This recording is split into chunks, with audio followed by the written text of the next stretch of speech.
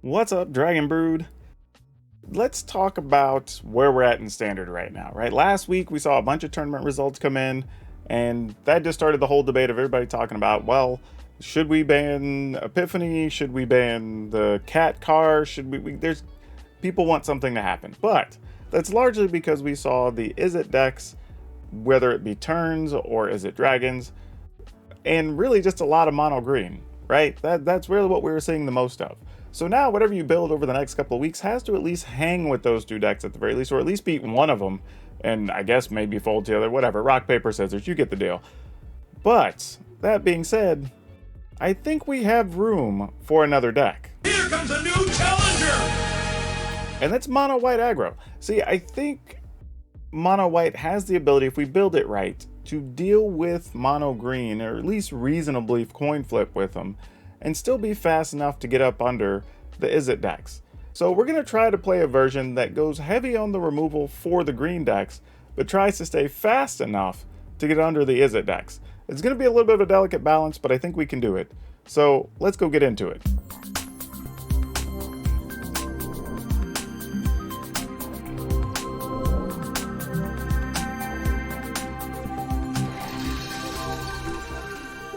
Alright, so starting at the top, we are going to need to stay big, because the other thing is there could be some other white aggro decks, and we want to be able to still be bigger than them if we can be, in a way.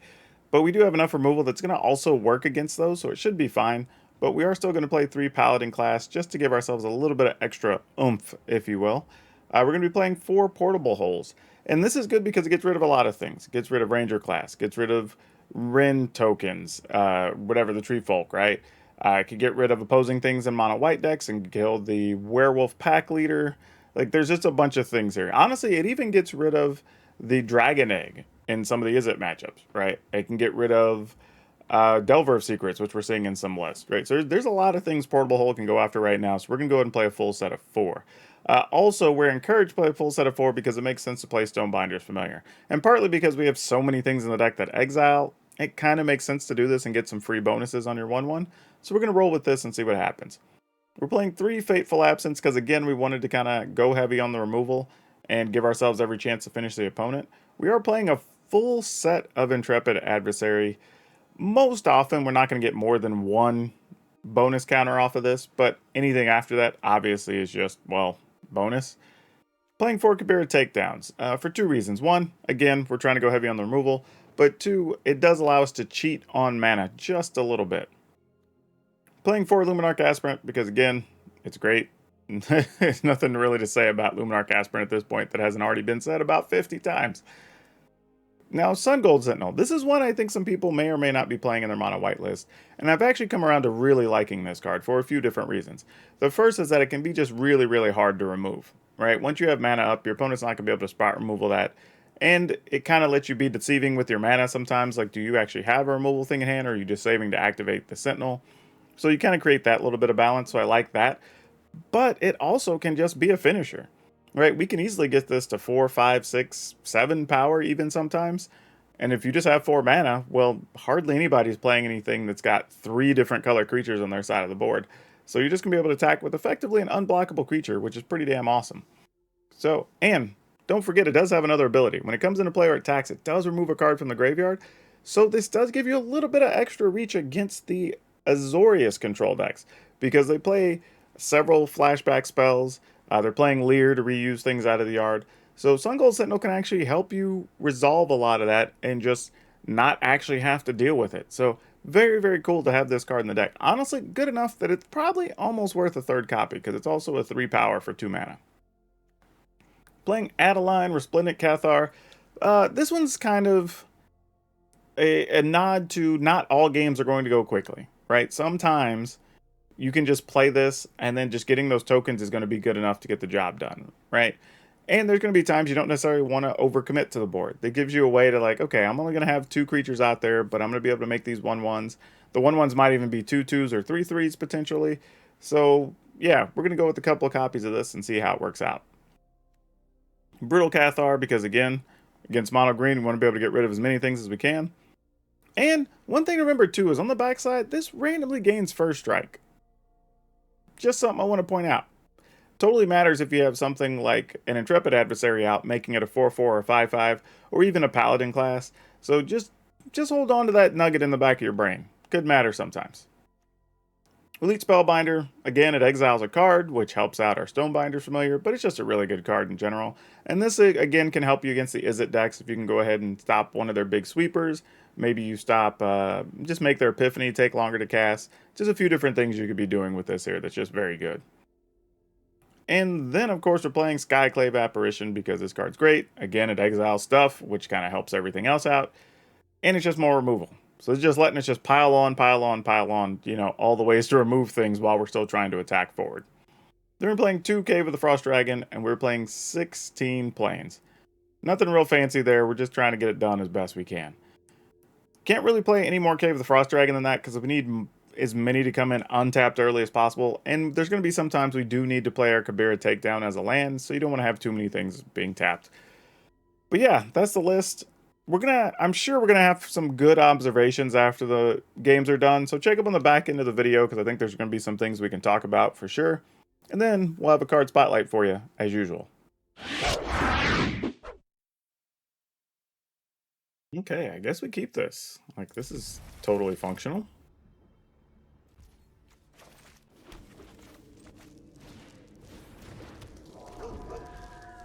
Maybe we don't really get to exile anything early here unless we draw a portable hole. That was not a portable hole, however. I can't attack here unless I want to waste this, and I don't think that I do. I feel like there's a chance we get to kill something like a Luminarch Aspirant here. Usher of the Fallen's alright, though, to get to kill that, too. Don't hate it.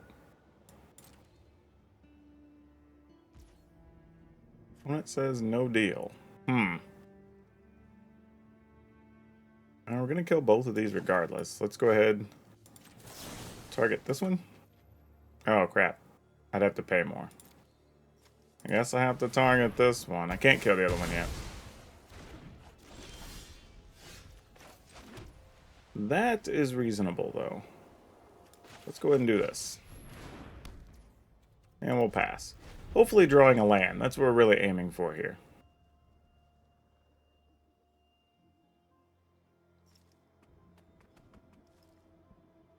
Sailor, Stonebinder Familiar looks pretty bad when we're not removing things. Yeah, okay.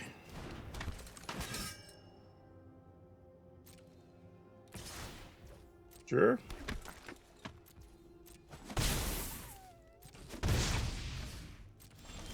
I mean, I have a feeling this is just going to get exiled to their exile thing, but, you know, what are we going to do? No attacks.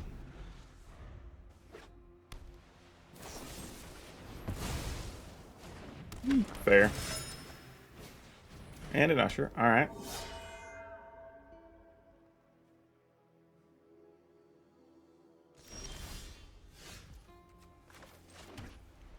We'll pass.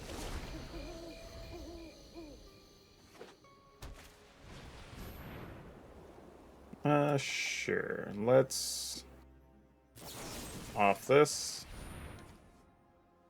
The only good news is we've exhausted the opponent's cards. I just don't know if it's going to matter. We're kind of behind. We didn't get our value cards to the level they got theirs. But we're not out of the woods yet. I mean, we're not in total trouble here. We still have opportunity.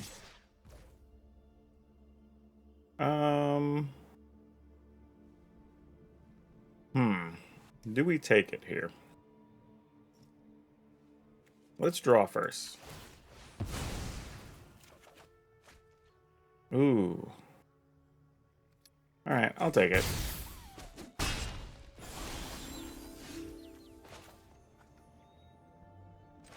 So now we can pump and play this, and then play this the following turn. Actually, we can do this, and pump, right? No, this costs 3. Alright.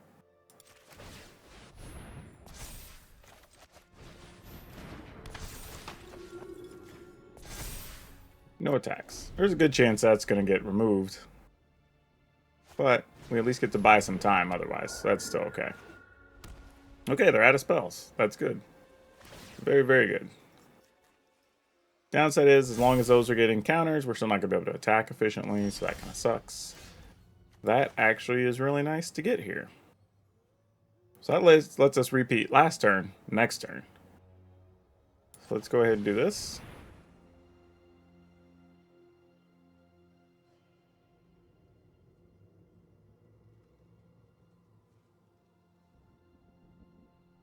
Opponent doesn't seem happy about this.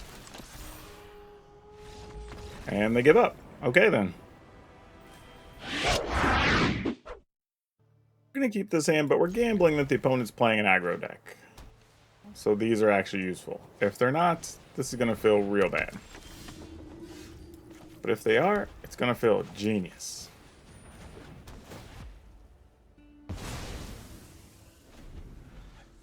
And I'm only doing that because we also have, like, a Fateful Absence. Like, we have a few things we can do.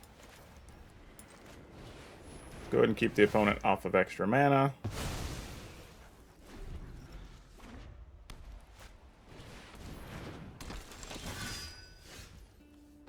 Ooh, almost. Almost deck. I appreciate the effort. I think we're going to go with this. And pass.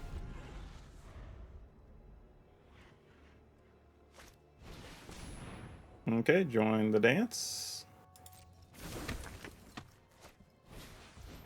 Code spell Cleric. Hopefully they'll target their Adeline. They do. We can kill that. Okay, well, this probably has come into play tap now. So we can start building up our forces. And we'll pass. Mostly put it on the dog because there's a chance they're going to remove the Luminarch Aspirant. And I want to make sure that we at least can keep some damage there. No blocks. We have plans for the future. Let's go ahead and hit this. Oh yeah, we'll definitely take that. Counter on this. So at least I can start attacking in the air. Otherwise I can hold the fort on the ground. But we're pretty well set next turn, getting to play this Intrepid Adversary.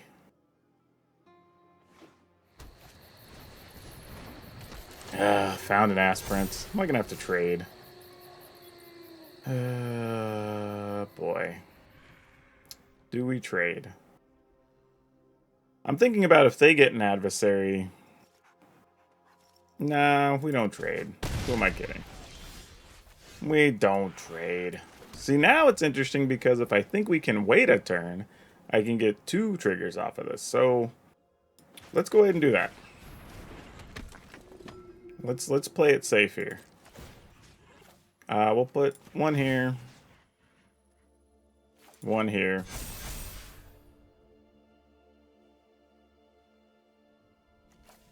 I mean, at some point, I'm just going to trade one of these, right?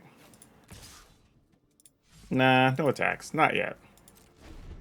We now have the advantage with Luminarchs. I think we can go to 10. Oh, they did find their adversary. Gosh dang it. That's unfortunate. Yep. Alright, well, I guess I will trade. That's all you're going to give me. I mean, I guess that's the good news. They didn't go ham on us like they could have.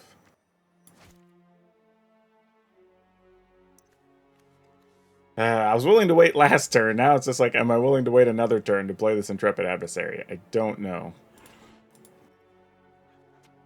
I mean, getting 3 +1/+1s is nice. I don't think I can. I want to, but I don't think I can.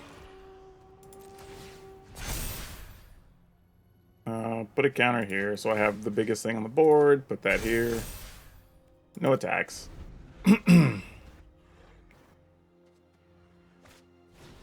Alright, I have another Aspirant. Sure. This is going to get silly. Downside is, once they get another land, they're going to start having more creatures than us, and that's going to become a real problem. That, however, should help. But it's a matter of how we want to do it, because if we think they're going to lose that at some point and come back, they would get to trigger it twice, which would be a little bit of a concern. Because I have to assume they're playing some number of Brutal Cathars or Apparitions. However, if we think we can get away with just getting rid of a Luminarch Aspirant, and that's good enough, then maybe we do that. That's probably safer. Alright, I'm going to do that just because the blowout potential isn't as high. And I know it's probably a bit too safe, to be honest. Fully aware of that.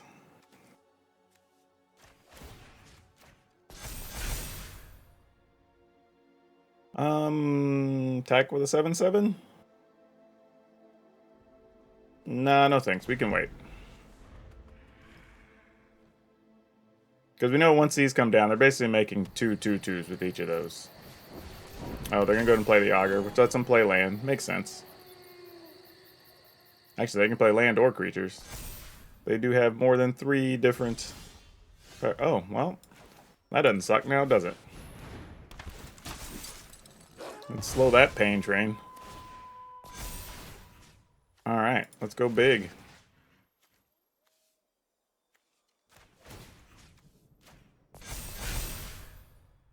At some point, we just attack with the 8/8, right? We're just willing to take that on? And you can trade? I mean, trade for a whole pile of tokens.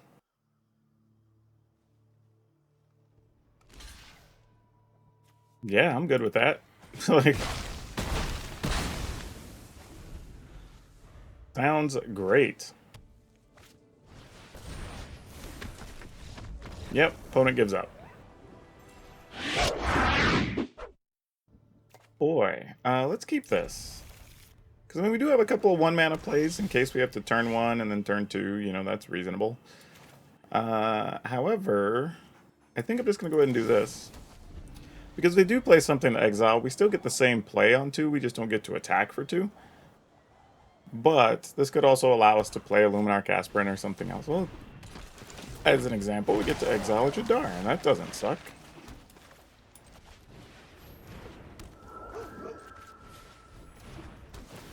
So let's get that out the way. Alright. I think our plan's just going to be Luminarch Aspirant. Oh, our dog might be dead here. Yep, Blood Chief's Thirst. Well, the dog tried. The dog tried. No sack to draw a card or anything. Interesting. Okay, well, let's go ahead and roll these out. They don't have an instant removal there, so no grasp. Opportunist and another Blood Chief's Thirst. Yep. Fair enough. Well played, opponent. Alright, we're just going to do what we can do. We're stuck at 2 lands. This is where it starts to get rough, though, when they get to kill things and draw the cards. Loth. Annoying, but okay. You reek with terror. Do what I demand. Okay. That's a little bit of something. Part of me wants to play Adeline, but it wouldn't be very big. It would just be a 2/4 that we can turn into a 3/4, or 3/5, which potentially eventually gets past those and tries to get into a Loth. But I feel like if we do this... just another Loth. That's not so exciting. The light is insufferable. Alright, no attacks.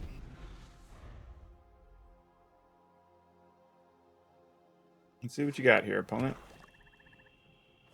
Playing Crawling Barrens is kind of sweet, though. That's not the land of choice you see a lot of people using these days. Morbid Opportunist, alright. As creatures die, they're going to get a lot of cards.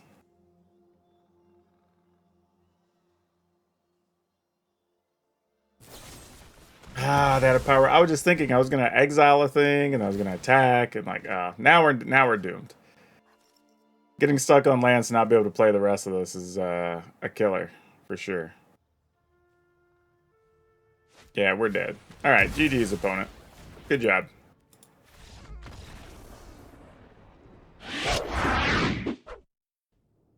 Not gonna lie, this is one of the weirdest and most interesting usernames we've been up against. Alex Jones Neckfat.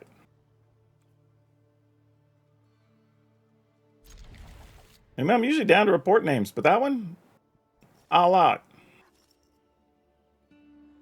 Let's see what you got, opponent.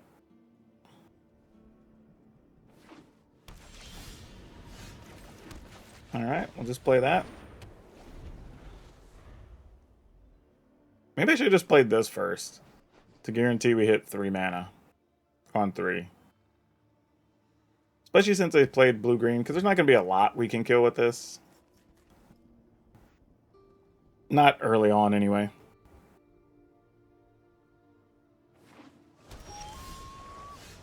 Well, that does change things a little bit. No bounce spell, okay. So no fading hope or anything like that. Well, we know what's coming now, because they basically telegraphed it.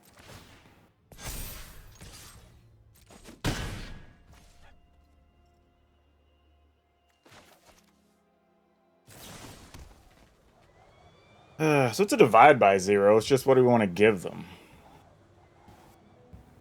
I guess it just has to be this. Oh, it wasn't even a divide by 0. What?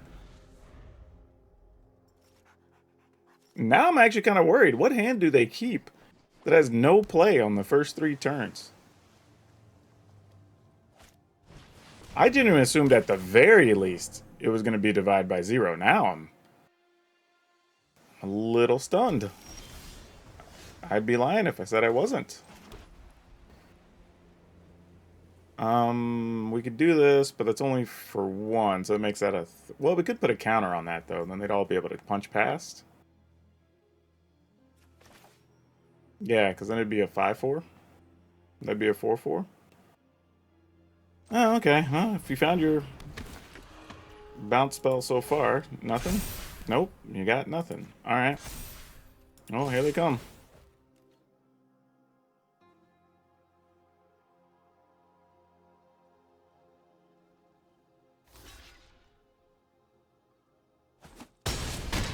Alright, maybe this is just the ramp bounce thing. Still trying to play more Epiphanies, I guess. Since that's the hot card of the moment, obviously. 2, 4, 6 mana. What you got for us?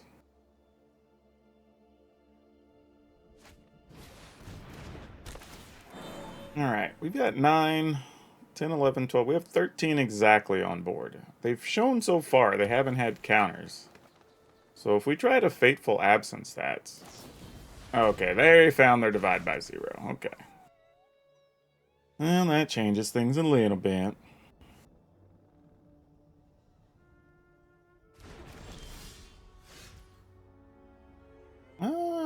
This is an interesting amount of mana, though. Because we could pump the team, and that'd be 9, 10, 11, 12... 8, 9, 10, 11 is what we get out of that. Or we could play Adeline, kill that, and then still set up lethal a little bit different next turn.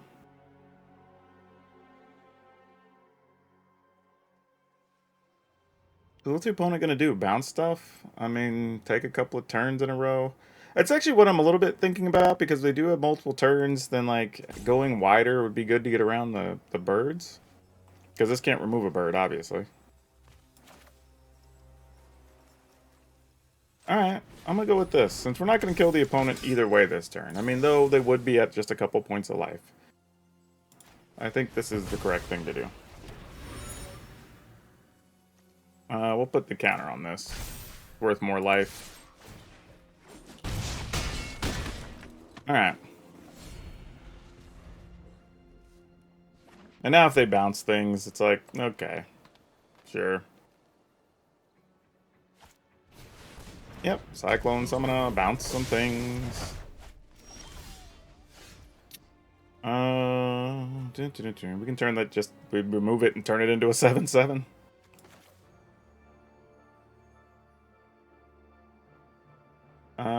Do that. Play an apparition.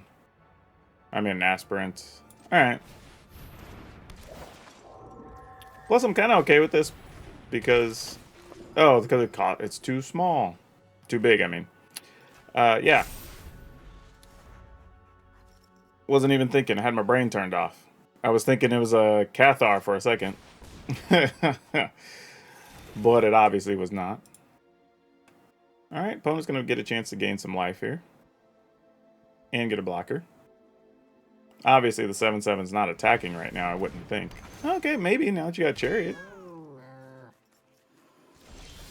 Nope. I said, still don't trust it. Okay, so we can play Adeline. Play this. Pump this for a bunch next turn. Yeah, alright.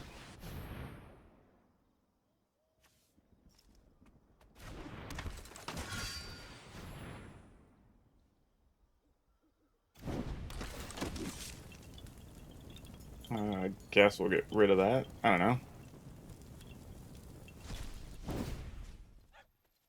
Put the counter here.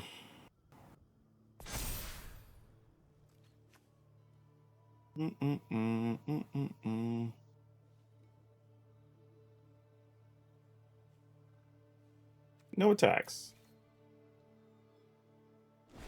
Alright, it's up to you, opponent.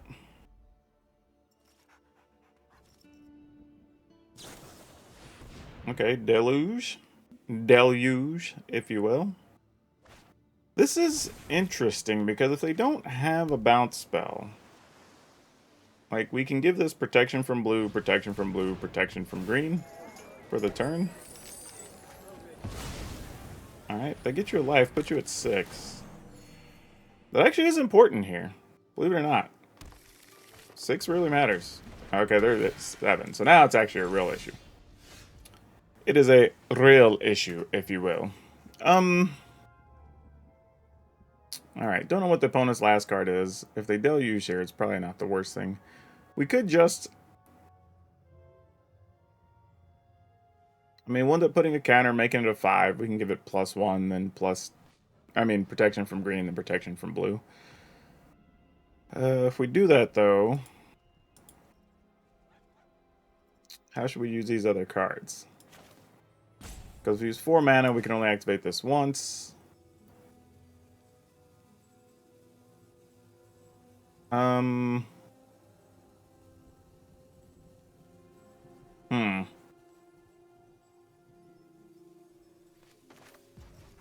Activate this twice.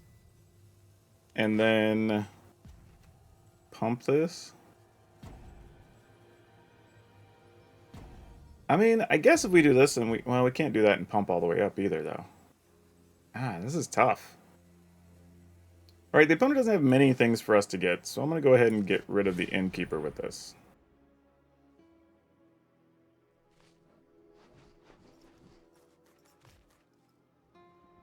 And then I think I'm just going to Paladin class and pump.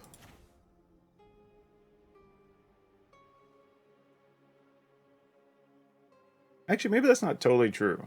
Maybe I just do this for 1 counter. That's all we really need anyway.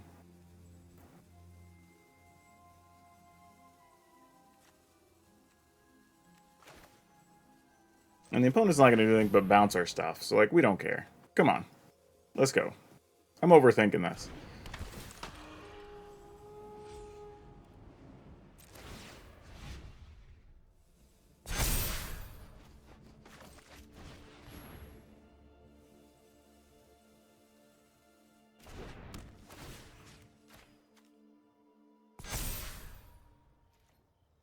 Alright, no attacks here. Basically setting up next turn. If they want to bounce everything, gain life, do all that all over again, like, cool. We have enough mana, we can just almost repopulate the board now. And if they let us untap, we're going to be able to give this Ungold Sentinel protection from blue. Then if they respond, we can protection from blue again, then protection from... Yeah, that's it. Yeah, you get a counter.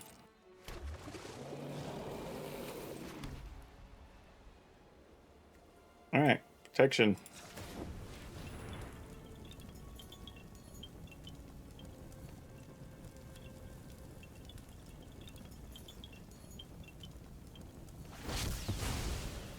Yep.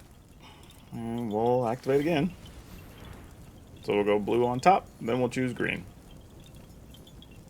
Guess it doesn't really matter because it's coming from Coma either way. Resolve. Green. And I guess we pump.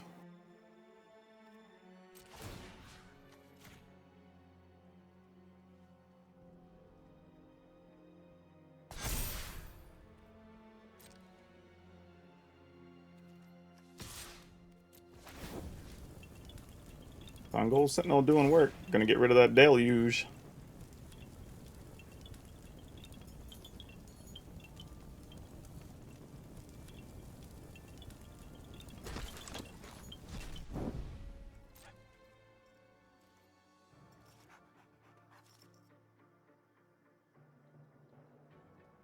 And yeah, fair enough. That is a dead token.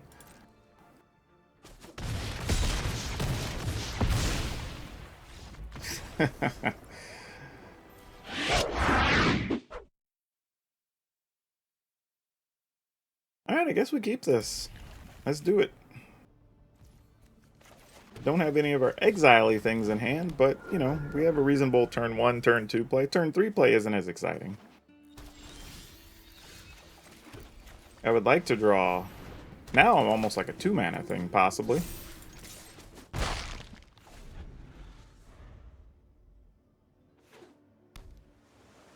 Oh. Smoldering Egg, okay. Well, this is less than exciting. This is an interesting thing, though, right? Because we can play this and pump next turn. It possibly gets countered or killed. But if it lives, it would allow us to do more damage. So, yeah. I'm going to split the counters.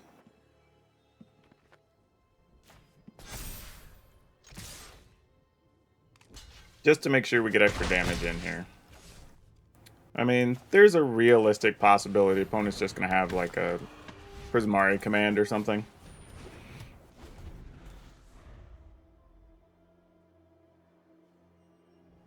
But we can only do what we can do.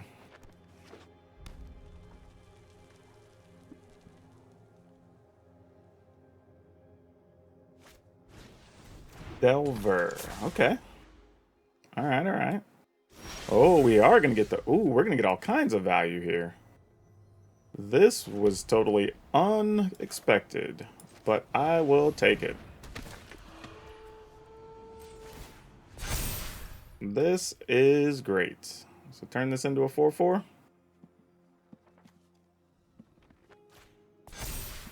So now it's really hard to kill. I mean, they can block a 3/3 safely. Oh, opponent's just taking all of it. Uh-oh. Uh-oh. What's going down here?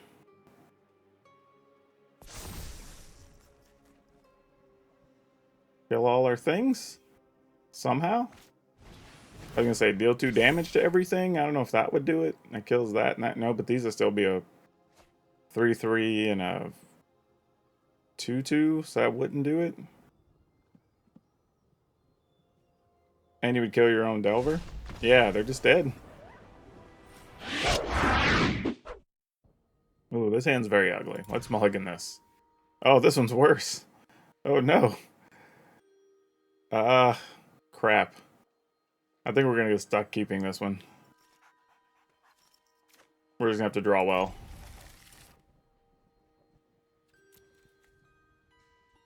Here's hoping for the best. We're going to need a 2-mana thing and then an untapped land. That's a lot to ask, but that might be the only thing we can do.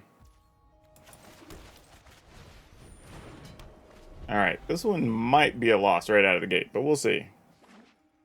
This hand is... Okay, alright, alright. Deck's trying. Okay.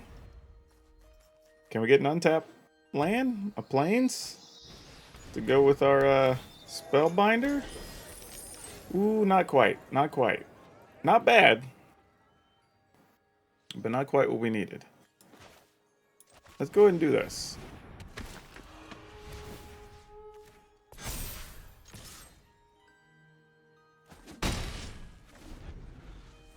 Just get in the damage we can with our 2 mana.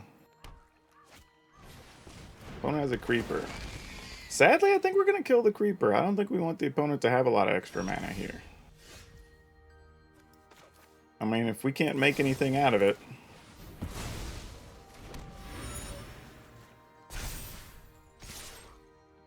Now, the good news is, if they do still have a land and play like a Wrenn and 7 and make a token, we can at least use Brutal Cathar and get rid of the token. Nope, it is not that. Okay. Well, then I'm not totally sure what the opponent's doing here. I'd be lying if I said otherwise. Okay, well, there's a land. We were kind of waiting on that. Well, let's see if they've got in hand. They're not casting things. So they obviously need more mana.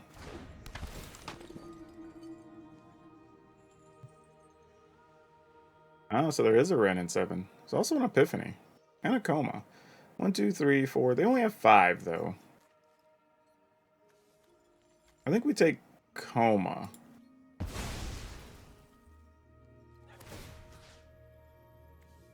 Because unbeknownst to the opponent, we can get rid of a Wrenn and 7 token.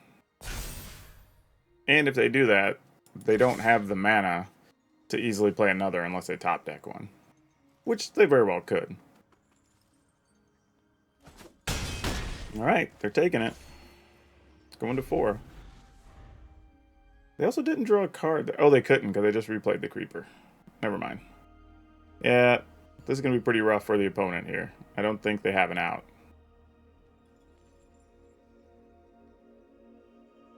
Well, I mean, their play is, I guess, you tap all your mana, including the creeper, so you play the 3/3. Try to block a 4-power thing. Okay, well, that's just as well as giving up 2, though. Oh, I guess you go to 5. Well, you go to 5 the other way, too, though. Either way, I guess it doesn't matter a ton. Well, no, because we can see their hand. Yeah. It really did not matter. Alright, I guess we'll do this one.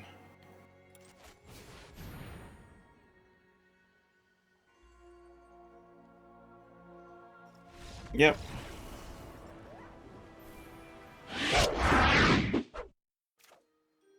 Alright, we're gonna keep. Let's say, well, I got a little bit. I don't know if they got better or worse, actually. Because we kind of wanted to play the Kabir takedown. But now I'm not so sure. Now I'm not so sure. Okay, that helps a little bit. Don't hate that. Though reasonable arguments to be made for playing the adversary there, just to be able to straight up block the pack leader.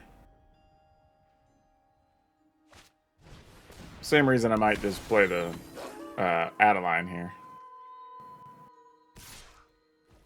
Okay, no blocks. So the opponents missed a land, so knowing what we know, the question now comes up, do we save mana for this? I think... I feel like this feels like it should be an easier decision, but it's really not. I feel like if we add a line... you know what? I'm just going to do this. Oh, so many choices. So many choices. Arlen, you have 2 Arlens, though. So that doesn't really help anything. Let's get this duder, I guess. And I'm just going to put a counter here. So at least puts the wolf on ice temporarily.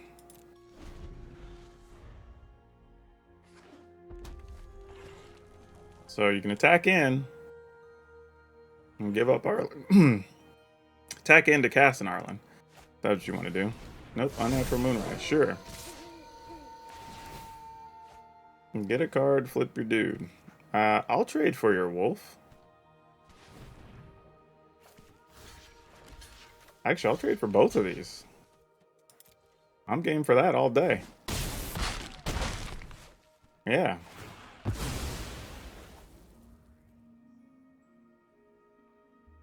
Like, you played a land for the turn already. Very few things you could do with two. You can cast that guy. Yep. Liberator makes sense. Oh, if we'd have drawn a land. Oh, if we'd have drawn a land. Oh, that would have... Well, you know what?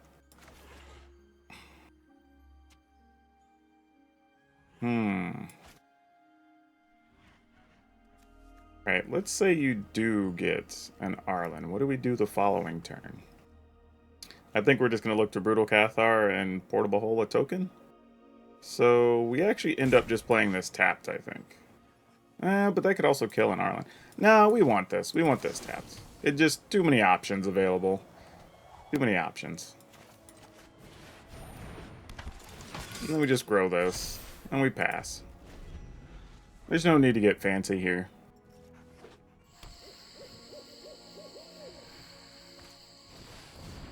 Yeah, we know they have a backup Arlen, but whatever. Humans and werewolves. We're not worried about it, because then the following turn we'll just play Intrepid Adversary. Oh, well, we're going to have back-to-back adversaries. That's going to be sweet. Alright, Cathar is going to remove one of those. And this is going to remove one of those. We're going to attack, put the counter on you. We're going to send this into... Actually, no, even attack into Arlen, actually. I'm just realizing that, because you're just going to play another Arlen, so whatever. We'll send the token at the Planeswalker. Why not? Just because we can. Because they'll just block it if it goes at them anyway.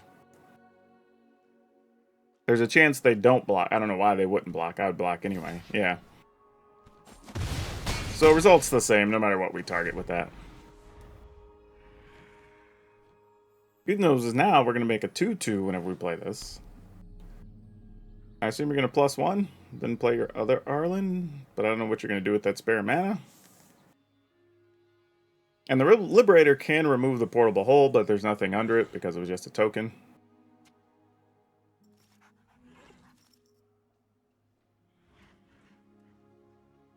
So we're in pretty good shape here at the moment. Especially with back-to-back Adversary, because even if they happen to have found removal, they'd have to probably not play something to be able to play the removal.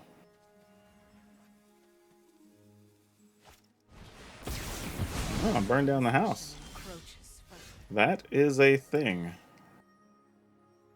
However, I think we're going to go with this.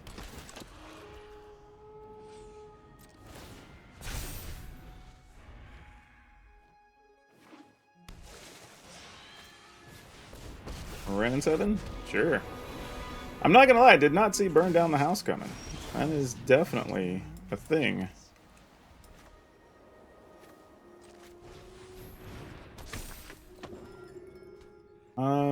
Yeah, we just pass. Make it big, big, big. I mean, we're still in a position where we could lose this. Looking for 1 mana removal. Actually, I don't know. We're looking for a Portable Hole, looking for a dog, looking for anything that removes a token. There's like tons of things here.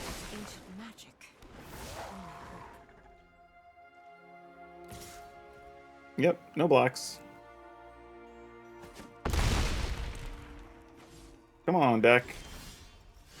That is not it. That is definitely not it, fam. That sucks. Well, what do we do here?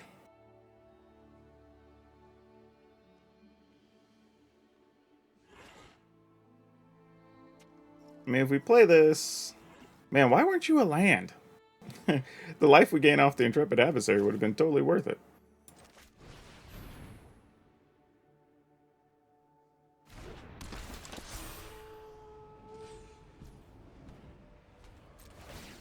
Problem is, because they have the hasty thing in hand, we really don't have a good option here. We're going to gain 7 when that attacks.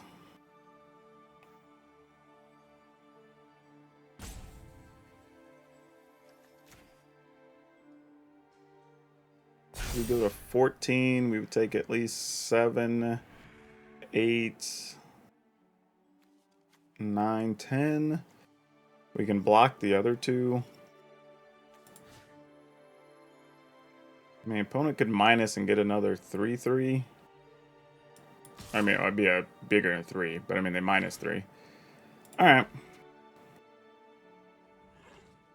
I mean, the life swing's big enough here. They might just jump block with 1 wolf. I don't know.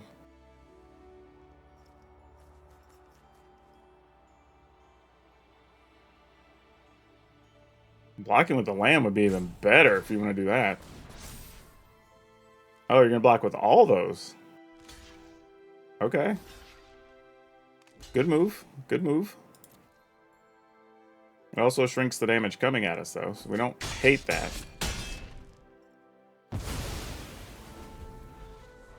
So that actually gives us an extra turn in here to work with. So I don't hate that.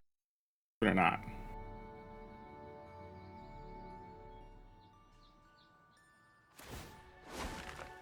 Wait for the perfect moment to strike. The Yep. entire forest is in awe. Oh, no. Okay, now we're dead.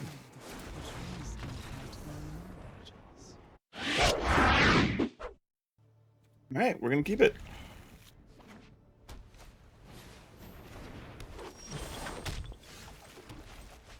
Alright, let's hope we draw an untapped land on time, because that's going to be very important.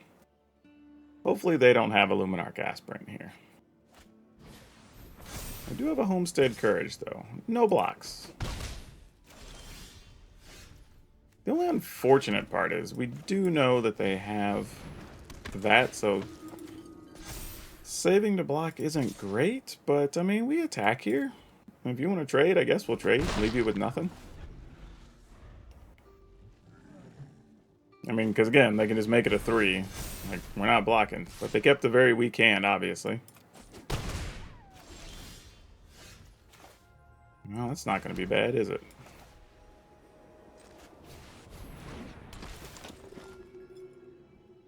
Oh, jeez. I guess we take a Clarion Spirit? I don't know how much I care if you have the other things. Sure.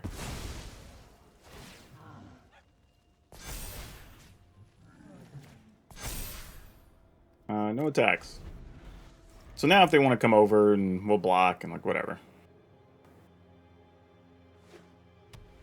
Nope, now we can't. I mean, we can, but... eh.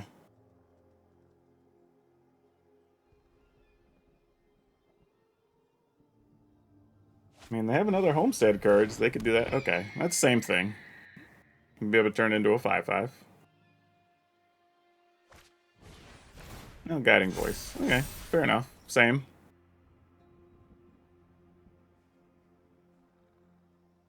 So the question becomes, do we want to go to 10? Do I want to jump block with my Luminarch Aspirant? Do I want to save this to try to just kill a Raptor? There are many things. Many, many things. I mean, I'm not blocking, though, opponent. We're going to 10. I'm willing to fight that fight. Well, that makes life a whole lot easier. That takes away the decision making.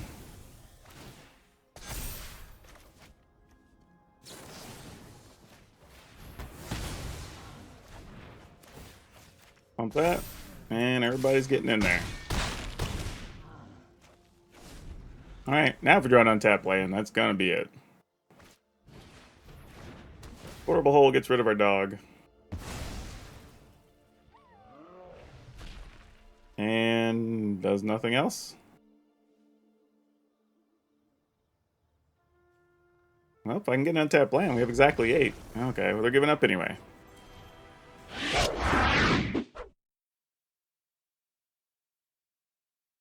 Alright, keeping it. Hoping the opponent doesn't go crazy on us. Starting with the Delver's Secrets. Not good for us. Not good. Only good news is, I guess we play Cathar, we get them to reset their Delver. Alright, they found their spells early here.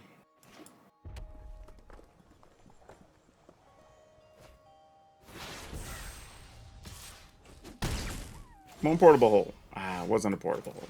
I think I'm gonna go ahead and just kill that. Too much to work around, I think, otherwise. Alright, and I think here we're gonna play Adeline. Actually, no. I want to play Adeline, but I think the answer is Spellbinder.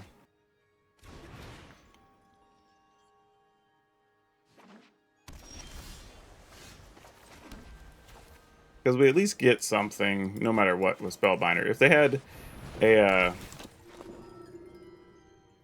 oh. Needed to debate Demon Bolt. Epiphany. I guess we just take Epiphany. I'm assuming they already have one tucked away over there. I was thinking if they had a Fading Hope or whatever, we play this, they bounce it, we don't get anything. At least this way we stop a key spell. And they might kill one of these. Exactly. So, I mean, this still does 4, though. I was thinking we might get away with the Adeline, but we still might not.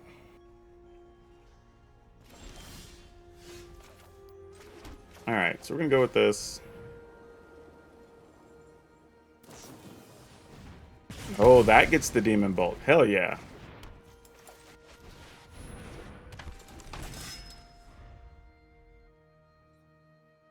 Alright, let's see what else they found. Find another one? Probably. Oh, they did have a second one. They played another one. I didn't realize that. That didn't matter. We're going to play the same card regardless.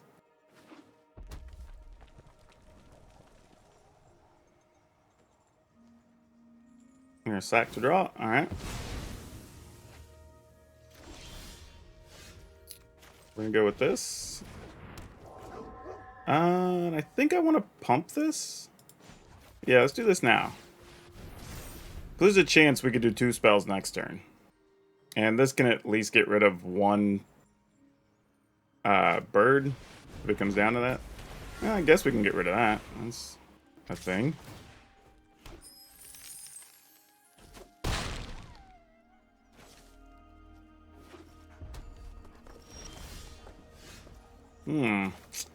That's probably a better choice than doing this, but hey, that's what we got.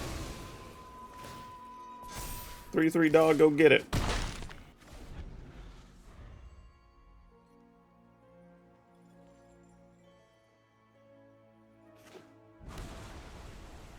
Alright.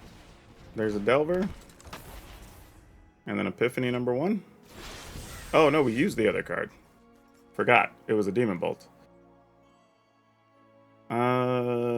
Then the question becomes, do we use this? Because when we get in for 7, put the opponent at 7. If they only have an Epiphany, we can get both of these off. That would be a win the next turn. We could also not do anything.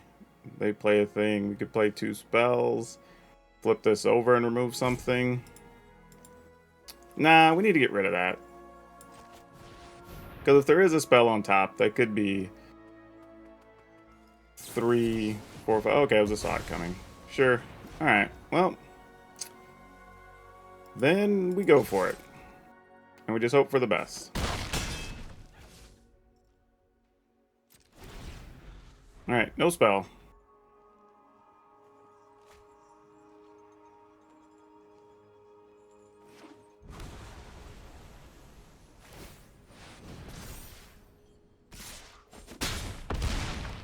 Alright, something to pump our team. Oh, that already made it easy. 4, 5, 6, because they ended up not playing a spell there. Yeah, that's 7 and 1 is 8.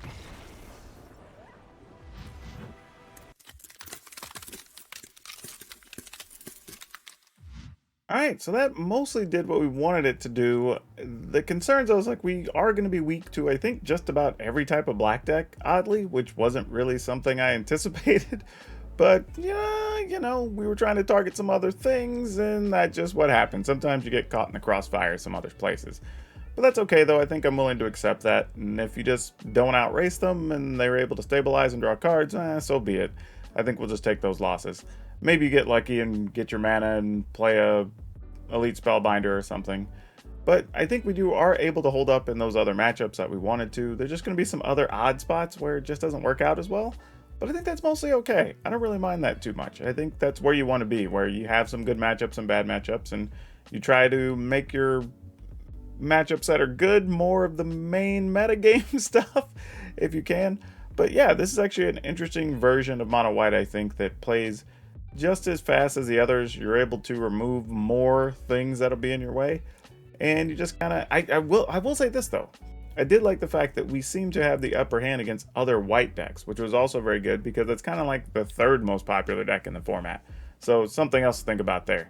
But yeah, overall, if you want to give it a chance, go for it. It does play a fair amount of rares, so mind you there. You're gonna have to be a little concerned if you haven't already crafted those for other deck lists, but they are all cards that are pretty good that you can play in other decks too.